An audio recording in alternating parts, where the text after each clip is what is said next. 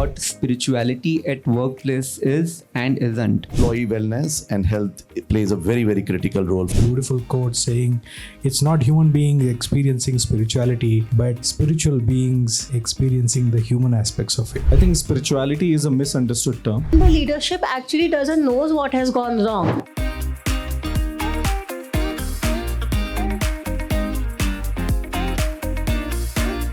Thank you so much, Nidhi, for an amazing introduction for all the panelists today. I was really hoping that you don't add Mr. in front of my name. I've been used to of the first name basis, and having Mr. Nilesh would have made me 15 years more elder. I'm really excited to be here because we have a collective wisdom of close to 100 plus years over here. We have researchers, we have entrepreneurs, we have HR and L&D professionals, and we also have professionals from startup and the legacy ecosystem as well. Dr. Anshul has already highlighted what spirituality at workplace is and isn't.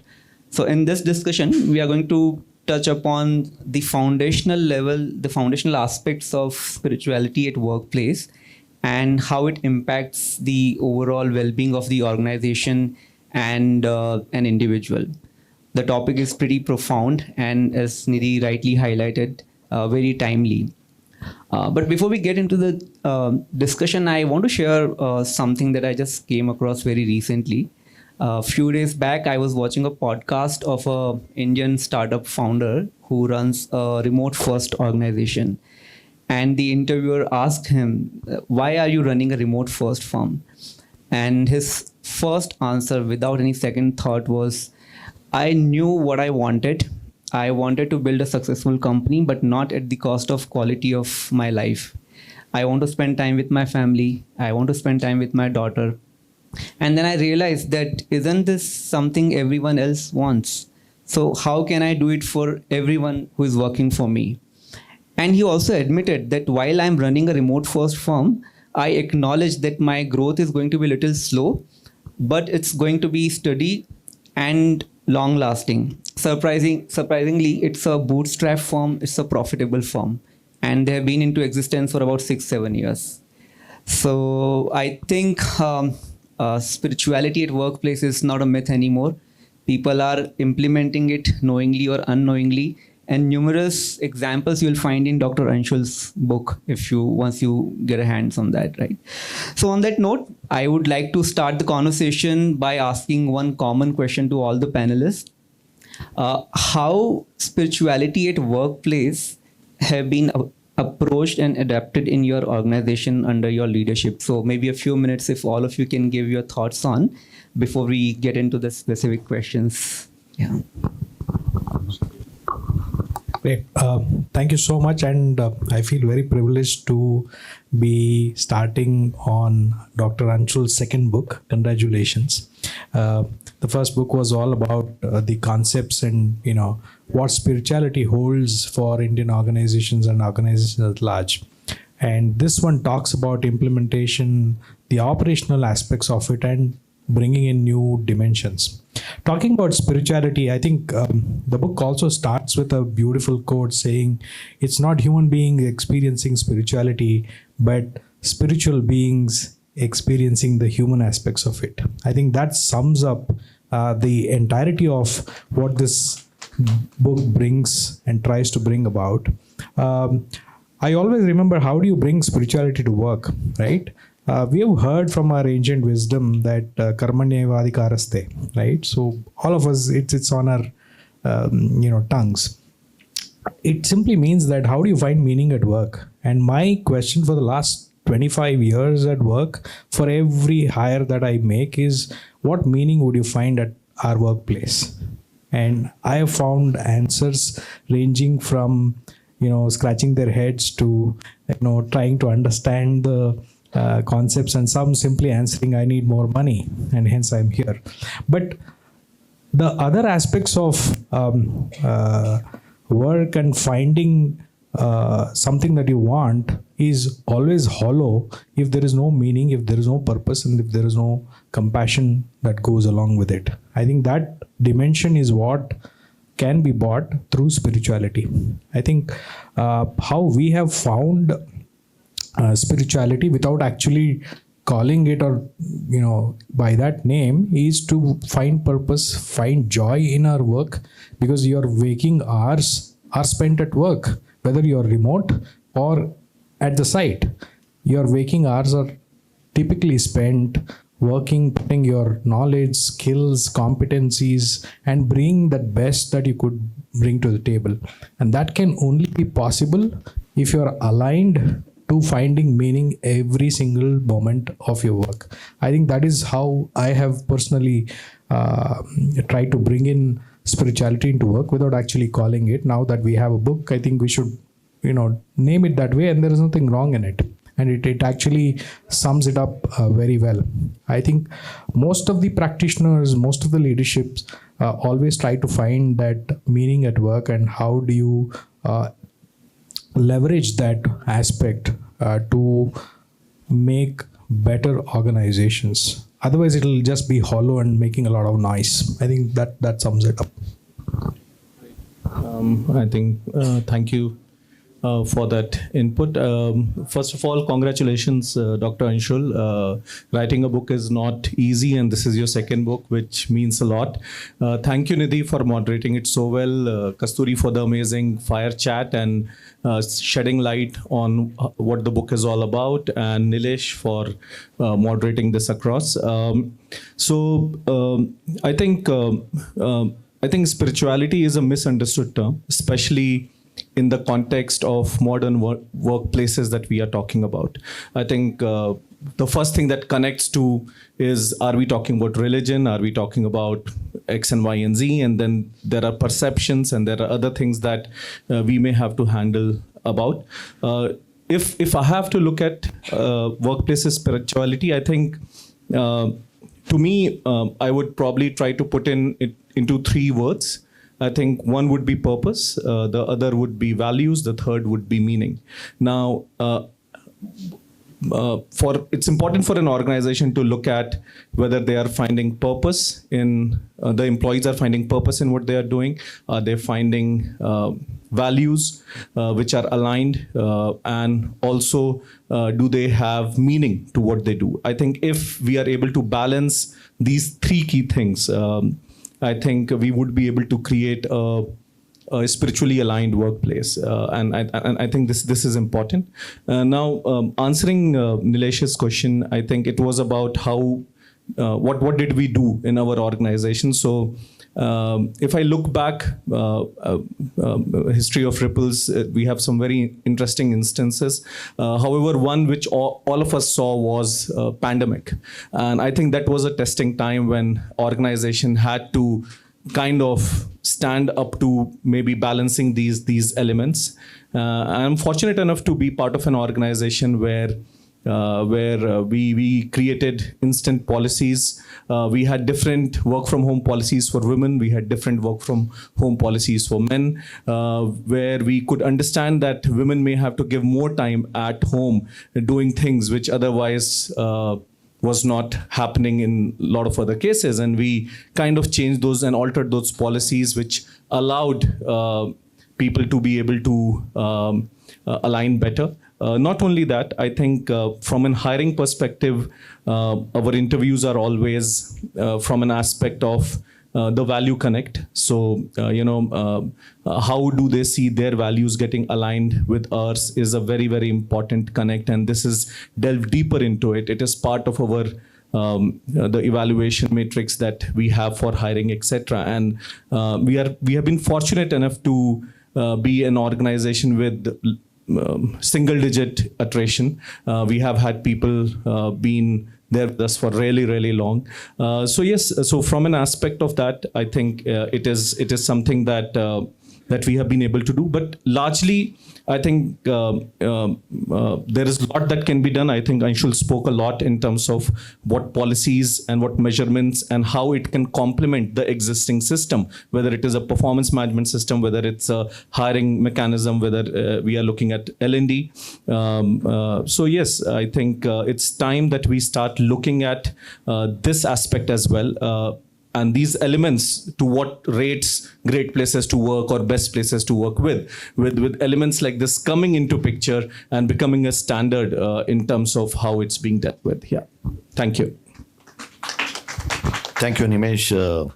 Congratulations once again, Dr. Anshul. It's an honor to be here in this panel, and I think very important subject we are discussing today.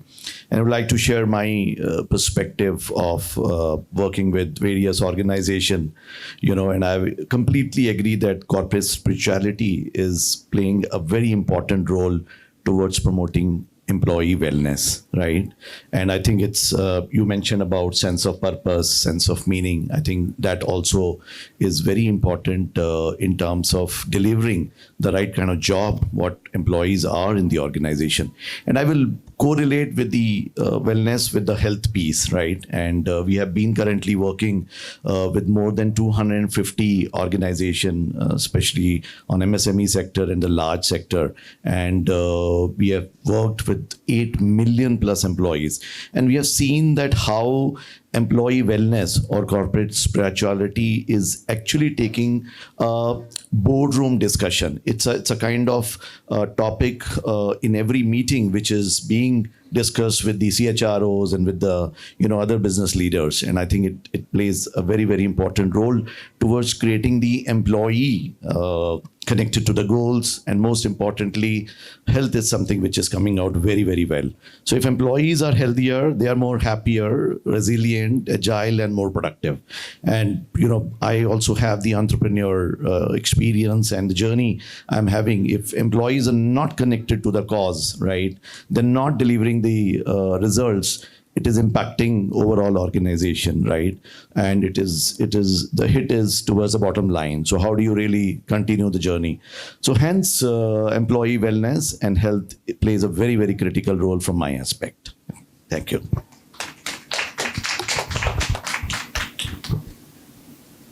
Firstly, thank you all the panel members. I mean, the examples, so my example would be very small in terms of as an employee. So your examples have been as an employer, which are huge and big examples to endorse spirituality at work. So for me, how it started was, so I was fortunate to start my career with a company named SL Propack. So this particular company, so maybe around more than 15 years back, because of the leadership that they had at that point of time. Because obviously, unless it becomes a culture, most of these things are leadership driven. So they had certain values in place which led to a culture which was very close to workplace spirituality, which now I know what it is. So while I was working there, I was hardly 21 years. So they purposely did not hire me as an employee. They hired me as a retainer. They said, we want to take your services individually. At that point of time, it was difficult for me to understand what even that means. But then they had already assessed in the interview that if we give her routine job, that will not satisfy her. So they wanted to give challenging and meaty things to me. But the ecosystem that they gave for a girl who's only 21 years, told to go at the shop floor, set up their yantrashala, set up their competency framework. So even though I might gather knowledge, the support and the ecosystem and the sense of community provided was humongous. And the ethics in place, the values in place, and my well-being was taken so much care of that even after working for so many other companies after that, I would still say that my boss at that time, Mr. Surendra Babu, he was like the best boss ever. So he had that thing that, what is it that this person is seeking meaning at work? He would allocate work that way. So, I mean, that's my Rizvindus personally with workplace spirituality in my own career. Thank you so much. It's pretty reassuring that all the terms that we are hearing, like compassion, value, meaning in life, purpose, all of this is coming from experience and not just in the form of a philosophical term. I think that's the beauty of having experienced panelists here talking about such a deep topic. Nandan, my next question is with you. I know it for a fact that employee wellness is very close to your heart, and you have spent decades in working on this particular field, right? How important do you think spirituality in workplace is to holistic well-being of employees? And what kind of strategies companies can adopt in order to ensure that there's a fine balance between professional success as well as personal ambitions? Sure. Thanks, Nilesh. I think it's very, very important question. And as I mentioned, the corporate spirituality certainly plays a very significant role towards the employee wellness. Now, I just would like to give you some facts, and which is quite alarming, right? And why I'm giving you is also I'm going to tell you. But do you know how many? What are the death percentage because of the various health issues, especially NCDs in the country? It's approximately 80% of the deaths are because of the NCDs. And these are diabetes, cancer, heart diseases, right? India is being called as a diabetes capital of the world. And now more than 30 million people are having the cardiovascular issues, which is again very, very alarming because it's going to increase further in a decade, right? Now, how are these being, managed, right, in the workplaces? So, as I said, the healthier employees are happier, they are more resilient and agile, right? So health plays a critical role, and especially when you're talking about in the organization, right, the higher cost of insurance, right, in terms of hospitalization cost or various other issues where the employees are not connected to their goals, or they're not able to deliver their real KRAs, right? Which is overall impacting the organization goals, right? So how do you manage it? So I think what is very important is making leadership responsible, right? Having a change in the mindset of the leaders, because that's how they create the value system. And it's values which drives behavior, and that drives action, and that drives results, right, at the end of the day. So I think those are very, very important questions that leadership should do the walk the talk, right? And having said that, from Arogya World, we have been working with the various progressive organizations who are having a strategic, initiatives towards improving the health and well-being of the employees, right? And this initiative, we have created the entire assessment tool as per the Clinton Association and as well as Emory University. So we have various parameters and factors which is important from a corporate perspective, that how you are creating an environment, right, or ecosystem to create a healthier workplace or a happier workplace, right? And these are something which is being divided into two categories, which is physical health and mental health. And that's why the shifting mindset and promoting well-being, right, leadership plays a very, very important role. And we have seen this in COVID, right, that how many of us got impacted. And we are, when we are talking to the various organizations, CHROs, they have been promoting the well-being initiatives very, very consistently, and they are seeing the result by improving 8 to 10% on their bottom line, right? And they're making their employees healthier, right? Either by, connecting them towards the real goal deliverables, right? Or creating a sense of urgency, accountability, right? Which are again very, very important aspects.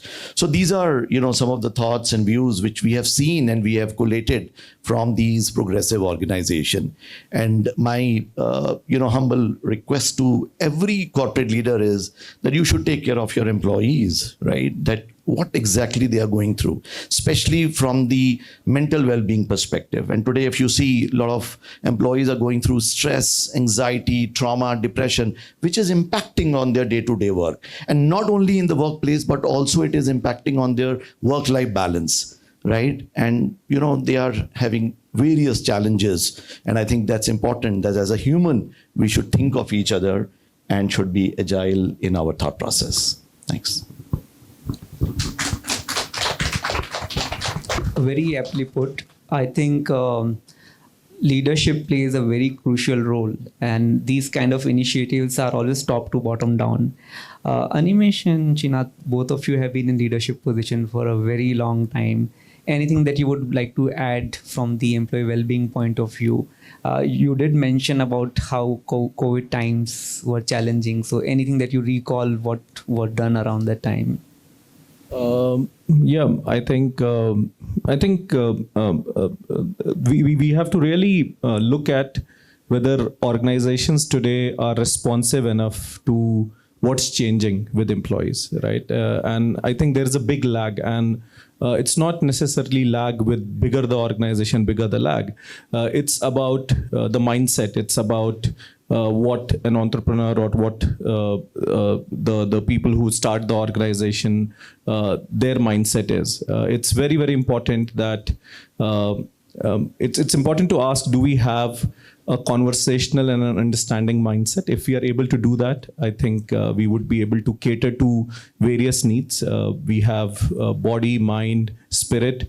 Wellness can take care of body. The kind of work that happens, would take care of your mind. And spirit is something that would go about defining and driving it. So yes, I think post-COVID, what we have seen is that people are much more aware of what is important and what means to them, right? And this has to reflect in the way the work culture evolves. So I think probably this is something that I would say.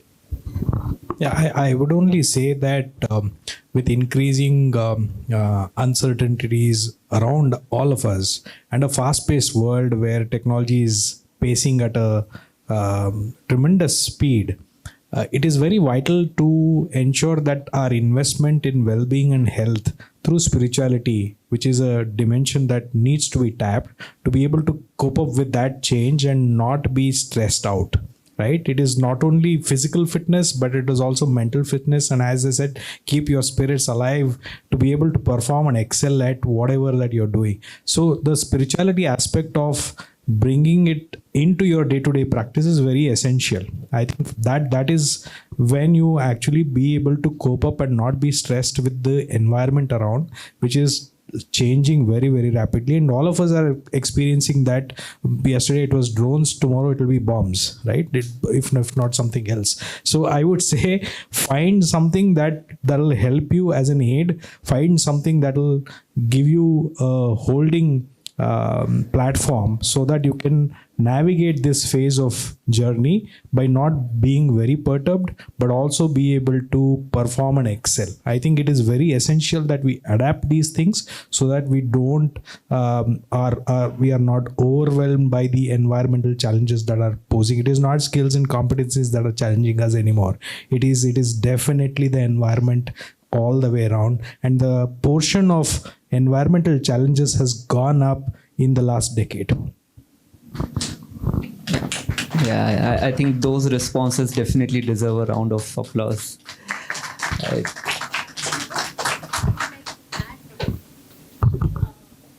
When said here of the leadership examples, this particular concept of workplace spirituality, it's actually an OD intervention. That's an organizational development intervention. If we're implementing it in an organization, it always starts at the top. So first we assess what is their idea of spirituality at work. That's how the scale gets formed for the organization.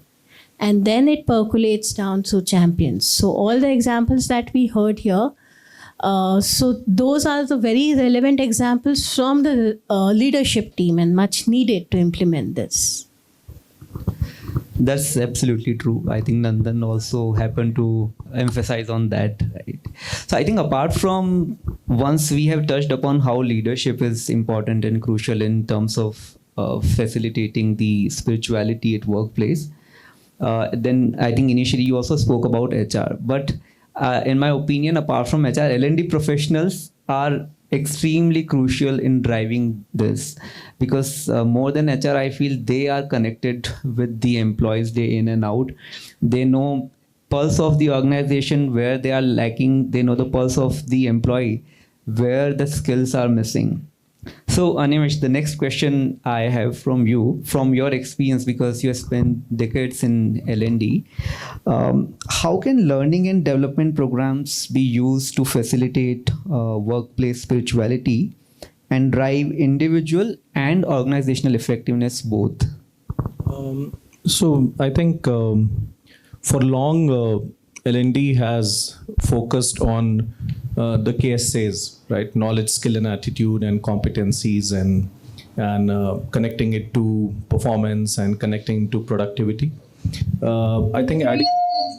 I think I think adding a dimension of catering to workplace spirituality is important. The way it can happen, according to me, is probably having learning initiatives which talk about purpose, talk about compassion, talk about values, talk about meanings, talk about spirit. And this can be done because you can probably have gratitude circles, which can lead to discussions like this. You can have retreats where you connect with nature. You can have silence, for example. We hardly get time to reflect upon or to be silent. We are the most gadgeted generation, maybe. Even in a lift, when you travel from ground floor to maybe the 10th or 12th floor, you have a display screen trying to show something across to you. So, I mean, L&D can be really, really powerful because, you can have value-based storytelling workshops. You can have so much that you can do through L&D. And the purpose of L&D is to make you realize, make you think, make you experience. And if you, through workshops, through these initiatives, if you are able to create that experiences for teams and for individuals and for organizations, I think that would truly have an involved and engaged employee rather than an employee who's generally suddenly around the appraisal cycle, happy around the boss and pleasing around the boss. And so that's an important thing. And I think it's also important that you connect learning back to how performances are being managed, right? I think we have a structure which is very, very reporting driven, right? I think that needs to have a balance with reflection driven. Are we bringing in the idea of reflection to performance appraisals or not? Are we bringing in the idea of how self-aware people are to the extent of bringing in the element of spirituality, what Anshul spoke earlier? So I think that is what probably would be my perspective, yeah.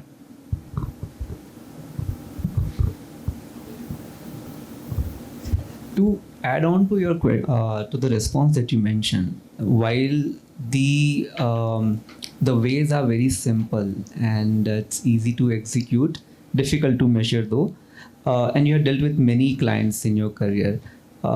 In your opinion, what % of the organizations are actively looking at spirituality in workplace? And if they are not, why do you think they are not? So again, Anshul did say that it has to have a top-bottom approach. It's rare, I would say that it's not very common. I think we are all in an era of valuation-driven organizations. That itself is not real. We are at a stage where even CEOs have clear KPI and very, very definite outcomes that they need to bring in. Hoping a perfect balance, a perfect workplace is probably not possible, right? But it is about adding to the dimension. For example, one very good example, what Anshul spoke about, is how you let people go from your organization, isn't it? And is there compassion involved in it? Are conversations involved in it? Now, if we talk about hybrid work, we talk about people, a lot of organizations now bringing people back to work, come to 3 days to work, 4 days to work, 2 days to work. So are we looking at commuting or are we looking at communication, right? Are we communicating enough with employees? Are we understanding their needs? Are we understanding that, performances can be driven, objectives can be achieved, goals can be achieved, maybe by communicating better rather than making people commute for the organizations where it is possible, right? So I think an alternative would only be bought in if we have enough cases, success cases, I would say, from the world, from industry.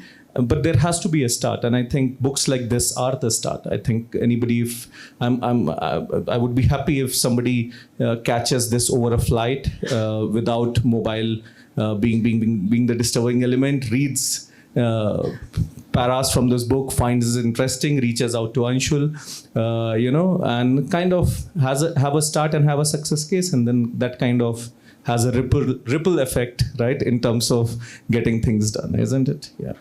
Absolutely. Yeah. Very aptly put.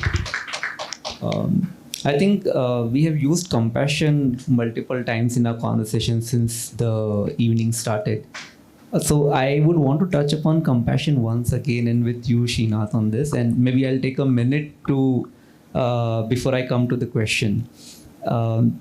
You have experience in working with larger organization, and now you are leading HR for startup, right? And so you have seen both the worlds, right? Where there's a lot of money and comfort, and then there's a hustle and challenges, right?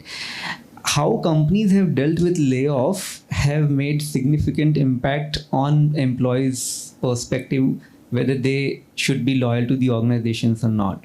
Now, there have been a case, I think all of you must be aware, when Bajaj, and they would give good remuneration before letting people go, right? But is compassion only driven by the depth of pocket an organization has? And do people, especially leadership in such organization, do they lose sight of empathy, and why do they lose the sight of empathy and compassion when they have to deal with difficult decisions like layoff? So I'm taking layoff as an example, but you can touch upon other aspects when they have to deal with performance improvement plan, or they have to give feedback, or somebody has gone on emergency leave, right? So why this lack of empathy and compassion is there, and what organization can do to overcome that? Sorry for putting this question. No, I think it's a great question, Nilesh, and very, very pertinent. In most of the times that we have journey our careers, we would touch upon that aspect more often than not. Right? I have been, lucky or unlucky to be part of the execution of this in multiple organizations as part of mergers and acquisitions, changeovers, evolution, sustenance of business. You have multitude of names that it comes with. Compassion and business goals in the minds of leaders sometimes are seen as conflicting, though it is not, right? When that conflicting thoughts emanate in a leader who has not done that before and sees that as the only tool that can be wielded to be able to get back to the normal of profitability, normal of business goals and objectives, it is seen as a must do. Right? Now, then what happens is then they try and apply compassion and empathy to wade through that situation rather than truly be oneself, to be able to go pat on the shoulder and say, hey, this is where we are and this is what is happening. How can I help you? you definitely cannot replace that job and with the fundamental hygiene of a wage to a worker who's laid off, right? Because this is reality. Now, without compassion, without empathy, and using those to just ride through that situation, and in some cases, quote unquote, get rid of the resource, has been in practice. And that is where you see a conflicting distancing of the self, and that impact being felt all the more so rather than the actual reality, right? One dimension of it. Now, how can leaders change this scenario? How can we be more empathetic, we be more compassionate? I'll just narrate a small incident. A few years back, I was attending an interview, and somebody asked me, what is your aspiration? I said, I want to be leading this organization sometime into the future. He said, what do you want to do? I said, I want to learn whatever you do. Then he laughed at me and said, go back, have some paneer pakoras and come back. I did not understand. So I went back and sat in the canteen, had a cup of coffee, and then had some pakoras as he suggested, and came back. I still did not have that answer, right? So he said, you know what, when you have to be in my shoes, first thing and the most important thing is to remove your shoes and wear my shoes, right? Without removing your shoes, if you want to fit into my shoes, you'll not be able to balance yourself properly. You might eventually fall down.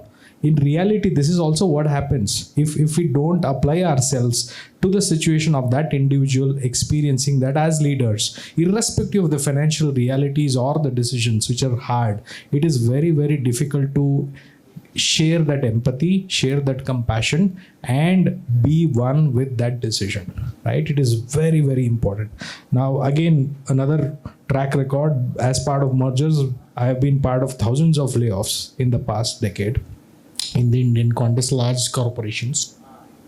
Not a single case have I had where that person has not come back and thanked me for the way that I let go, right? I'm not claiming this as something which I have to wear on my shoulders, but being compassionate, being one with the person, and sharing that pain for that moment and trying to extend that helping hand goes a long way and into long careers, because its world is small and we all go through pain, right? And it is very important to show that and be compassionate.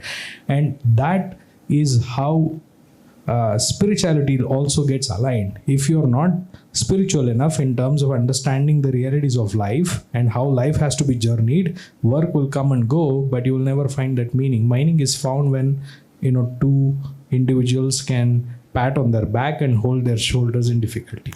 I think I hope I've tried to answer this difficult question. Absolutely. That reminds me of a movie called Up in the Air. And has anyone watched? Yeah? All right. If you have not, you should definitely watch at least the first half of it. It's very relevant to what you mentioned. Putting yourself into one's shoes and feeling the pain what they would go through if the same message was communicated to them would shift the perspective of how you deal with people. And I think that approach can be applied to any situation where you have to deal with difficult conversation with the employees. Right? So thank you so much for highlighting that. Anshul. Yeah. Now the question with you, because you have been doing a lot of research in this field and this is your second book, why do you think today is the time that spirituality enters the workplace, and why organizations should take it more seriously than ever? We did speak about it, but maybe we would like to hear a bit more from you on this. Why the timing is right? We see wounded souls around us. The culture in which we are operating at workplace, after workplace, there is a total lack of connect within oneself, to others, and that is actually creating a number of well-being issues that Nandan sir was mentioning of. So most crux lies there in terms of the soul being wounded. And at work, when the soul is wounded, that wounded soul comes back home and actually injures the entire family and then the society at large. So spiritual HRM, when we say, is working on these certain principles, it's a construct. We are nowhere telling anyone to do yoga or meditation. Obviously that can be a part of acknowledging inner life, a part of certain initiatives that we take. But it is very necessary when we are doing that also, we don't end up doing a bandaging activity, wherein our culture doesn't changes, but we, just like giving a cult pass so that the employees get fit, rather than giving them a good work-life balance for them to have time to get fit.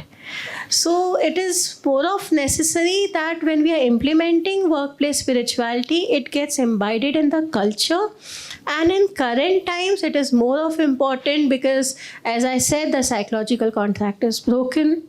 Neither the employer is trusting the employee nor the employee is trusting the employer. Every other day there is a falling business empire, and the leadership actually doesn't know what has gone wrong. So what is going wrong is not acknowledging the spirit of the person, which the person has not evolved. The person there are certain things that have become hygiene now, that I am going to get money, I am going to get these things. So these things are being already given. So what next? So that what next is acknowledging the soul of the person. So that's how it is very, very relevant in the current times. All right. Thank you so much, Anshul. I think we have almost reached towards the end of our panel discussion, but I would like to take the opportunity and ask one last question to all of you. And so all of us have been an employee or a founder at one point in time, right? Some of us work for passion, some of us work for the need of it, because there has to be food on the table. When someone is working with passion, they will find joy, they will by default give productivity, companies will be happy. But when I, as someone who is working for the need of a job, I may not be happy with the work. I may not be able to give my 100%, hence companies may not be happy. So what are your suggestions? And unfortunately, majority of the people fall in the second category, where they have to make a living, right? But what are your suggestions to everyone here, and probably whoever will watch this video later? How can they find meaning in their work? And even if it's not their passion, how can they continue to enjoy it while add value to the organization? So how should they shift their perspective towards the work that they are doing? So I would love to hear all of your views on this. So I've been running with this philosophy in my own personal life of creating more smiles per hour of work as a leader. Now, in many of forums, people come and ask me, how do you measure it? I said, did you use the protractor? Because the moment you lose the sight, right? You don't measure how many smiles you work. That's given. So the moment you start measuring happiness, you've lost the plot. Right? It has to be inherent, it has to be internal, it has to be experienced as joy.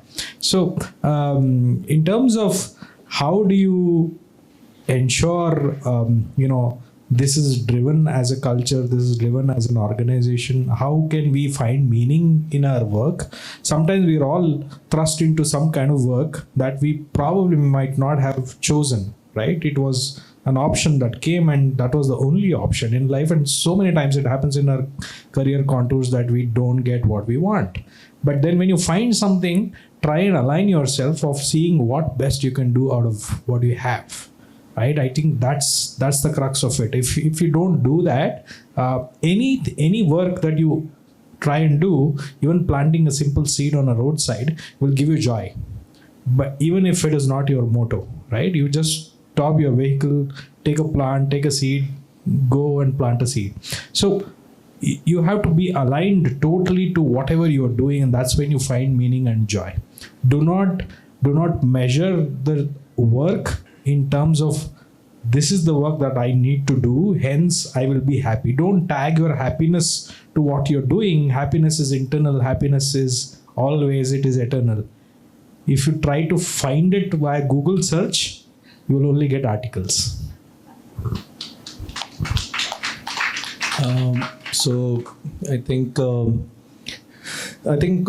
first of all, I think it's very important for one to realize while working, whether it is to get food on the table or not, is to understand that that person is important, right, to an organization. That is the first thing that, for long, I remember 15 years back, a wicket keeper in a cricket team was not important, right, as important as anybody else. And now we have the best captain ever produced who is a wicket keeper, isn't it? Right? So all roles are important. How you define it for yourself is an important element. What value you are adding is an important element. And I think both individual and an organization has a role to play. It's important that the organization makes an employee realize that they are important, and it's also important for an employee to understand that they are important. Self-worth as well as the worth that organization creates, these are equally important. The way, I would probably, if I have to maybe give a solution to this or maybe give my perspective to it, I think there are two things that are largely defining this. One is how teams are structured and created in an organization. Is it a hierarchical, I win or you lose kind of team spirit that we are talking about? Or are we talking about a cohesive, something like a sports team kind of element that we are bringing in where people come together to achieve a single goal? I think if organizations are able to balance that across, then I'm sure to a great extent they would be able to give purpose and meaning to what one is doing, because then whether it is a wicket keeper, whether it is a goalkeeper, whether it is somebody who is center forward or not center forward, all will have an important role to play. The second element would be just like how we have customer-centric approach. Can we create sentiment or employee-centric approach? And it's not just that you need to say it in your values and mission and vision. Do you really practice it? If organizations are able to do that, where they are able to bring in the same focus, the way they have customer success managers and the way they have, if they are able to bring that element in for employees, I think they would be able to maybe increase the what one feels about themselves while working, and then they would be able to truly connect to the workplace and able to give whatever they have, whether it is their because a lot of times we are not clear what we are. When I was lot of times we make decisions because somebody else is making that decision, whether it is career choices, whether it is so if we are able to bring that meaning in, we would do whatever we are doing in a better manner, and that would be good for individual and the organization. Yeah, thank you. Very nicely said. So, for me, I think what's important is connect with the purpose and passion. If that passion is not there in an individual, how much you push him, he will not be at his best. And I think he has to be connected with the purpose, right? And I'll take my own example. I have a great opportunity to be an entrepreneur and spread the business across the country. But what is really making me drive every day when I get up in the morning is to make a difference in the life of the people, right? And that's how, health and wellness is being ingrained in my system. Even when I speak to my colleagues or, with my family members, it automatically comes that. And when you are crazy about something, by default, you will deliver the better results, as simple as that. And I was talking to one of the leader from a corporate sector, and he said that, I'm seeing every day whether my employee is happy or not. Is he delivering or not? And I said, why are you doing that? Because that's maybe not be your responsibility. He said, it's a part of my KRA now. Can you believe it? An organization is making the manager's KRA that your employee or your, team subordinate happiness quotient is XYZ or not, right? So these are the kind of thought process which we are seeing from a corporate progressive organization, I always call them, right? But I think it's a long way to go from a startup ecosystem to MSMEs, because they are not really still inclined to implement sustainable corporate spirituality or wellness practices. And I think that's more important. They should think of their employee first, right? And I remember in my earlier tenure in HCL, Mr. Vineet Nair always used to say employee first. And in other organization, which is Leela Palace, the captain, honorable chairman, CPK Krishnan Nair used to say, Athithi Devo Bhava, which means you give respect and you will automatically get respect, because that is what something is, the entire environment will support you. Those are my thoughts. Thank you. So your question, Nilesh, was basically if what I'm doing is something that is actual, not a fit of what I actually want to do, and can I still be happy? Can I still give my 100%? So those scenarios keep happening. To overcome those scenarios or to avoid those scenarios more of, it becomes very necessary that the essence of a student is evaluated at the higher school level, as the higher secondary level, in terms of career counselings, in terms of career assessments, psychometric testings, so that when the person the student chooses the further stream, they give a list of 4-5 streams which align to your mindset. So if you maneuver across those streams, that disconnect level becomes lesser and lesser.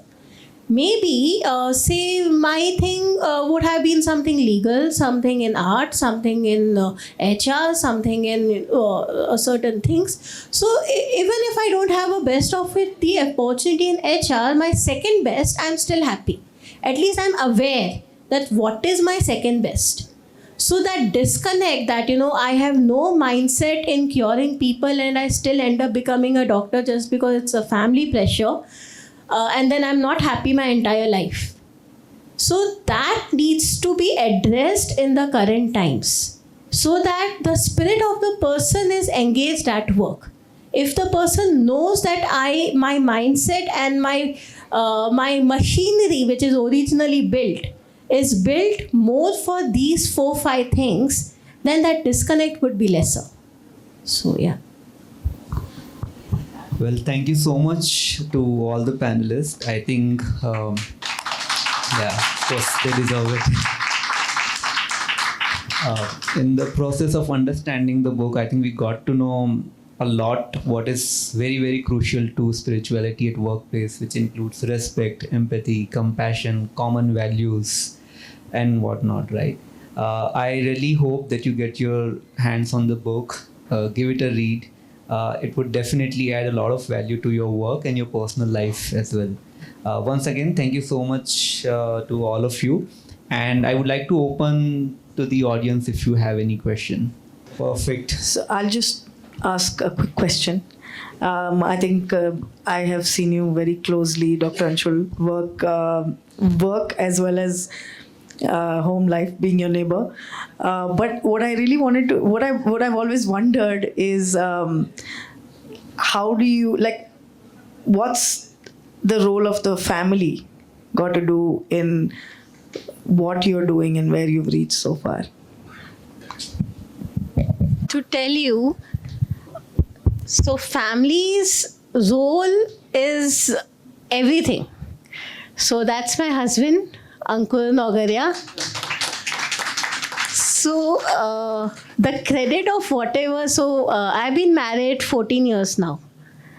So everything that I do today, and have been doing from so many years, has been because of a lot of support and understanding of what I want in life from his end, and he adjusting his life around what I want. So that is a very fortunate thing for me, and I feel really blessed. So yeah, thank you. Incredible. And I have 2 little kids. So with God's grace, they are somehow obedient, but very naughty.